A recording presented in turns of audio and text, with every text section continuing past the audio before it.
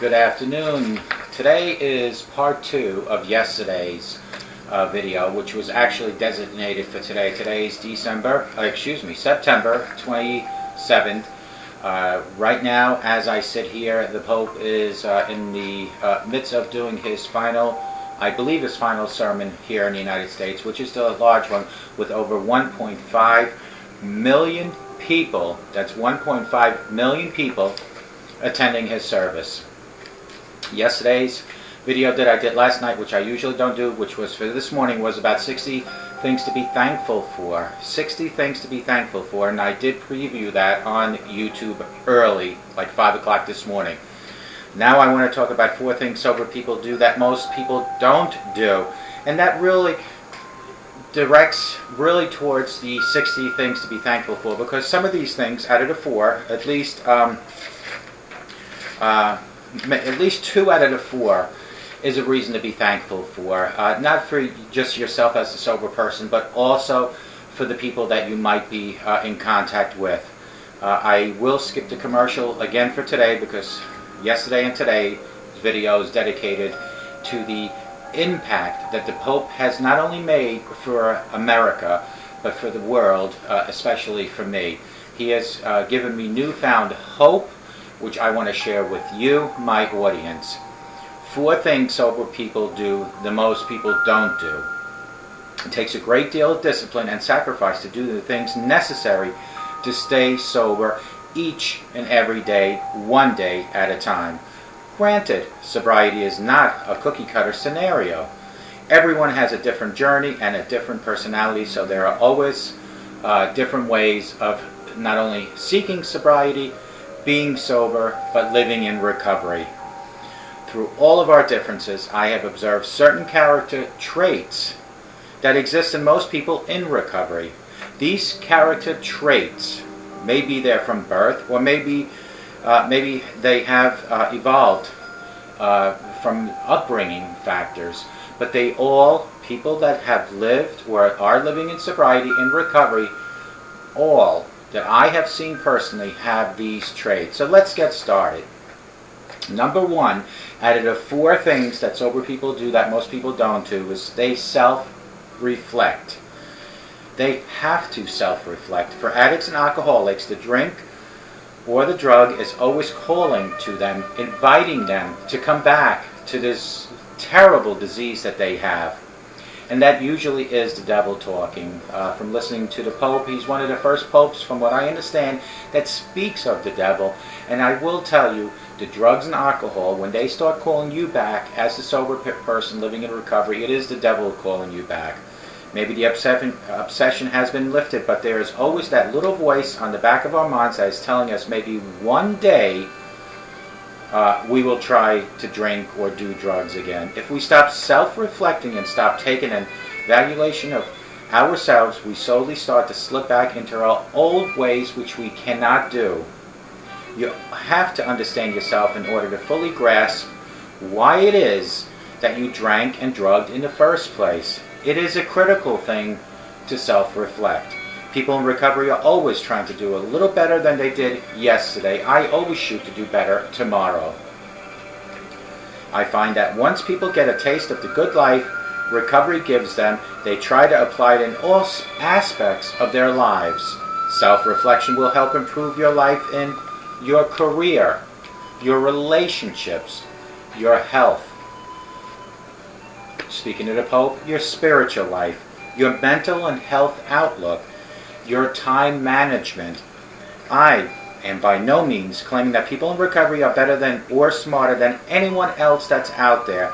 I am simply saying that we do a good job at self-judging ourselves and finding ways to improve without having to go to anyone else to ask for that approval. Number 2 on my list is we are honest with ourselves. Let's just announce the elephant in the room. Getting sober does not mean you're instantly a better person, or that you will stop lying not only to others but to yourself.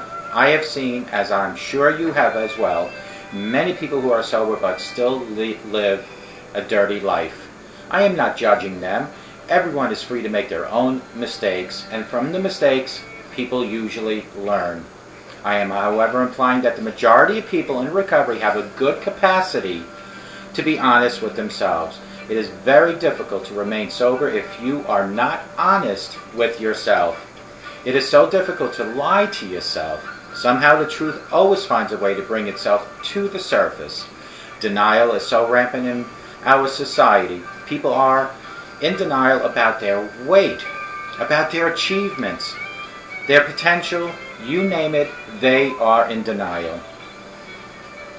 People are in denial about much more than just their own lives. They're in denial for other people's lives. And I am grateful that sobriety taught me the value of being honest with myself, because when I'm honest with myself, my friends, I can be honest with you.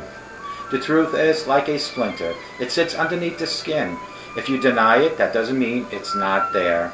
The longer you ignore or deny the truth, the worse the pain becomes and gets. The truth nags at you, and it only gets worse and worse the longer you go without dealing with the truth. Eventually, a tiny little splinter will become so painful that you are forced to deal with it and remove it. Same goes with the truth. Most people in recovery can deal with the truth and be upfront about the discomfort of it. Number 3, this is a huge one. Help others. Folks, when I do these shows, not only do I help you, I help me. I've said it over and over again. Over 600 shows that I've done, 600 times I have helped myself as much as I have helped you. There is a reason for this. I believe that service, although selfless, does have some selfish motives behind it. I also think it is perfectly okay to have that. Almost every drug addict will tell you about their busy mind. Speaking for myself, I can tell you that it is exhausting. It never stops. I just can't stop thinking. I am good enough. What does this person think of me? Am I good enough? Am I working out enough? What is God all about? I am living my life the right way. Or am I not living my life the right way? Should I travel more? Should I be saving more money? I have a few coping mechanisms to deal with this. I run, I write, I play with my dog. But the hamster wheel is always spinning, not only in my mind, but around me. The single best way to calm the voices in my head is to help someone else in need. The reason is because when you are helping someone else, you are thinking about them and not yourself. My friend always told me that there is a difference between being selfish and being self-centered. Being self-centered means that everything is about me or you, which is why all my dizzying thoughts have to do are about me. But when I'm helping someone else, I am quite literally thinking about them, not me. This is very therapeutic to help someone. As I said before, it can be a selfish act. When you help someone and watch them grow, it is an amazing feeling to be part of their maturity. Number 4, and this one reflects on this welcoming arrival of the Pope 4 or 5 days ago, and his presence, and the electricity that he has given the United States and the world. And I was just saying to someone in the store, you can see the impact of the Pope all around you. But what I fear most is in 2-3 weeks after his departure, things go back to the same old. I hope to God that we all adhere and listen and lead and practice what he has said. So number 4 is they have faith. I have faith. I don't really understand faith. I can think about it, I can analyze it, but how it works, I don't know. I don't think I'm supposed to. The strange paradox that somehow when you believe something will happen and you work towards it, that belief turns into a reality. I really think this guy says it's best. I find that people in recovery have faith simply because it works for them. It gives them hope. They have to believe in something larger than them, because that is what it took for them to get sober in the first place. I grew up hating religion and everything related to religion. And this is not coming from me. This is what I'm reading off this article. I grew up hating the fact that so many seemingly blind people put their energy into a lie. I admit parts of me still feels uneasy about it, but I see now that the foundation behind a belief system is, it is about belonging. It is about participating in something bigger than you. I find that to be very beautiful. I find people that in recovery have faith because they have experienced firsthand what faith can do for them and their well-being.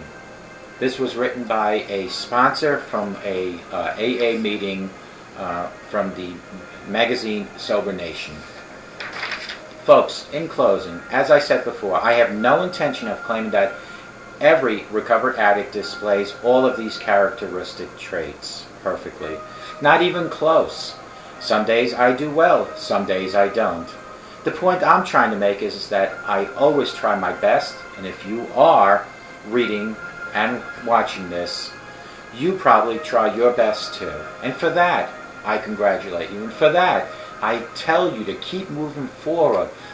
Yesterday is immaterial. Whatever happened yesterday, even right now, as you sit and you watch me, it is not that important to worry about what could have happened, what is happening. What is important, folks, is what will tomorrow bring you. Where are you going? What direction are you going starting tomorrow? Grow a little bit every day, step by step, and you will be just fine, my friends. This article, or this whole paragraph, or a few paragraphs, was all from Sober Nation. 4 things sober people do that most people don't. It takes a great deal of discipline to sacrifice to do the things necessary to stay sober one day at a time. Granted, sobriety is not a cookie-cutter scenario. Everyone has a different journey and a different personality, so there's always reasons to get involved, to stay involved, and to be curious. Through all of our differences, I have observed certain characteristic traits that exist in most people in recovery. These character traits may be there from birth, or maybe they have evolved. This particular sponsor from the Sober Nation that wrote this article says, let's get started. Number 1, they self-reflect. And what is self-reflection? You self-reflect on what you are doing today, what you will be doing tomorrow, and what you have done yesterday. And what you have done yesterday that might not be according to your plans, change, learn, and move forward. Self-reflection can help improve your career, your relationships all around you, your health, your spiritual life, your relationship with Jesus and God, your mental health and your outlook in life itself, your time management. I am by no means claiming that people in recovery are better or smarter than anyone else around them. I am simply saying that people in recovery do a good job in finding themselves and finding ways to improve themselves. Number 2, written by this sponsor, is they are honest with themselves. Let's just announce the elephant in the room, my friends. Getting sober does not mean you are instantly a better person. You don't become Billy Graham. I am just saying is that people, no matter where you go in life, are going to have clean people and dirty people. And what I mean by clean and dirty is good, fruitful lives, or people that are a little shady on the side. What I am implying is that the majority of people in recovery have a good capacity to be honest with themselves. And when people are honest with themselves, they can be honest with you. People like you in my audience. It is so difficult to lie to yourself. When you lie to yourself, it's the hardest thing in the world. I would find it easier to lie to you than it is to lie to myself. The sponsor writes, number 3, they help others. There is a reason for helping others. I believe that service, although selfless, does have some selfish motives behind it. I also think it's perfectly okay. When I do these videos, my friends, I help myself, which I care 150% about. I do care about all of you in my audience, 100% of you folks. But it all starts with me, because when I can care about myself, when I can love myself, when I don't lie to myself, I can pass those traits on to you, into your living room, into your kitchen, your homeless shelters, and your jails. I always do ask myself, when I do help others, am I helping enough? Am I doing the right thing? Is God watching me? Is God going to reward me? And the bottom line is, answer yes to all of these things, because when you help others, you are doing more than anyone else was doing for them. Last on this sponsors list is to have faith. I don't really understand faith, he says. I can visualize it, but how it works, I don't know, he says.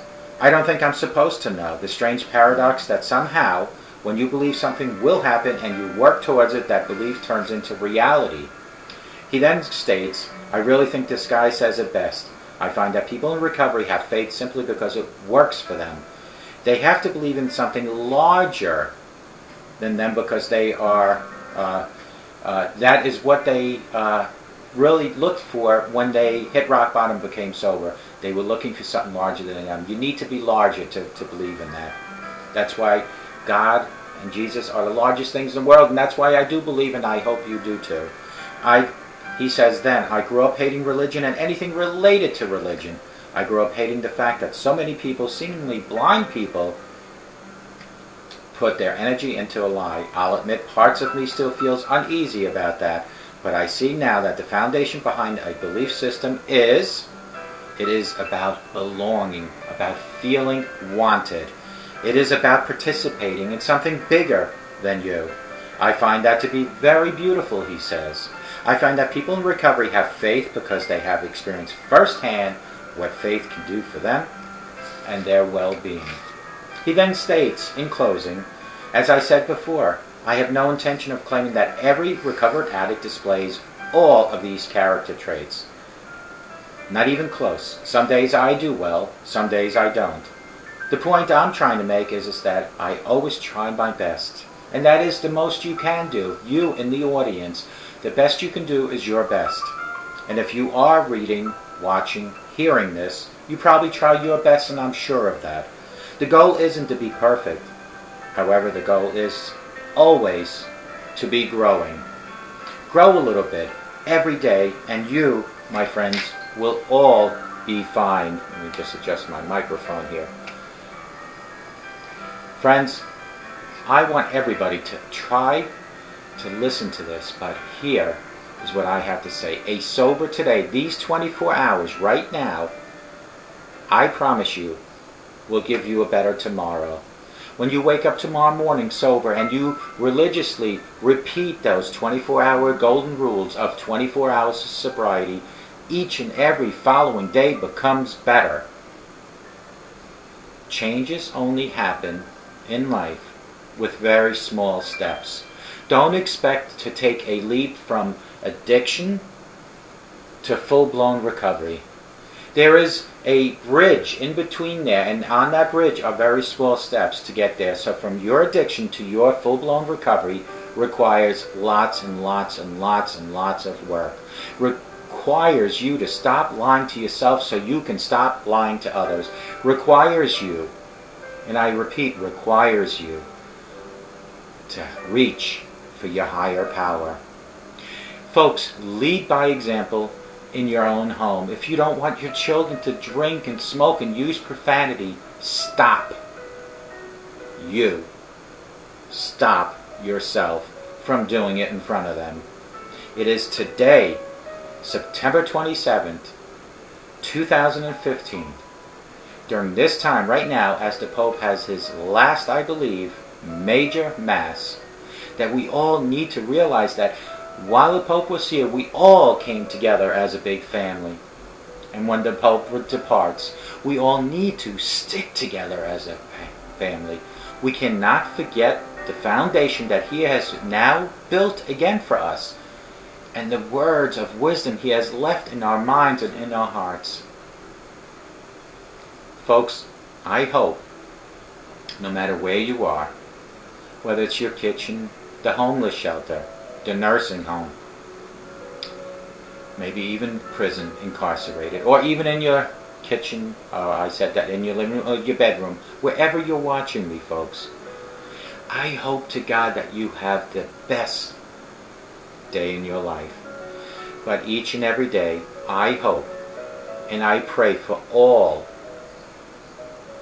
to have a sober rest of your life. And may God bless you.